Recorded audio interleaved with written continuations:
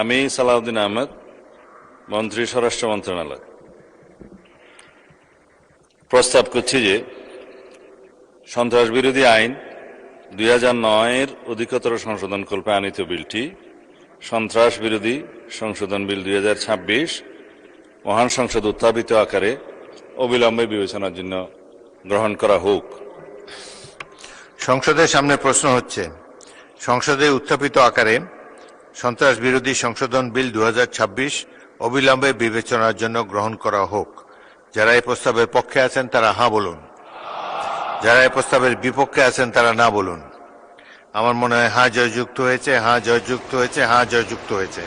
অতএব সংসদে উত্থাপিত আকারে সন্ত্রাস বিরোধী সংশোধন বিল 2026 অবিলম্বে বিবেচনার জন্য গৃহীত হলো।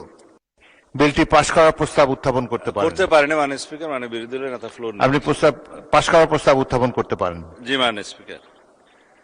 মাননীয় স্পিকার, এই বিলটা হলো একটি গণহত্যাকারী সন্ত্রাসী সংগঠনের নিষিদ্ধকরণ সংক্রান্ত একটা অ্যামেন্ডমেন্ট। আগের যে আইন ছিল সন্ত্রাস বিরোধী আইন, সেটা অ্যামেন্ডমেন্টের জন্য। মাননীয় বিরোধী দলীয় নেতা নিশ্চয়ই স্মরণে থাকার কথা, ওনারা এবং এনসিপির বন্ধুরা সবাই মিলে এটা আন্দোলন করেছিলেন।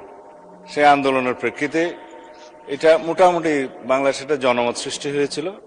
সেই প্রেক্ষিতে তাদের কার্যক্রম নিষিদ্ধ করা হয়েছে সন্ত্রাস বিরোধী আইনে, এবং অ্যাকর্ডিংলি সেটা নির্বাচন কমিশনে তাদের রেজিস্ট্রেশনটাও সাসপেন্ডেড হয়ে আছে।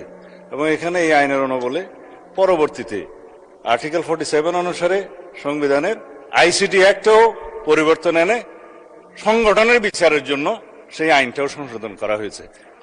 মানে বিরোধী দলের নেতা মেনে নিয়েছেন।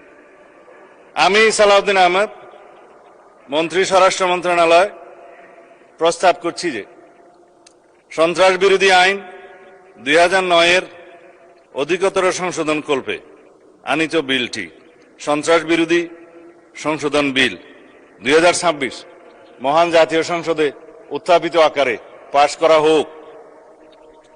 সংসদের সামনে প্রশ্ন হচ্ছে, সংসদে উত্থাপিত আকারে সন্ত্রাস বিরোধী সংশোধন বিল 2026 পাশ করা হোক।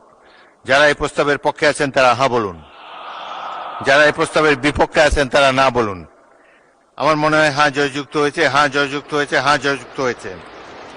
অতএব সংসদে উত্থাপিত আকারে সন্ত্রাস বিরোধী সংশোধন বিল 2026 সর্বসম্মতিক্রমে পাশ হলো।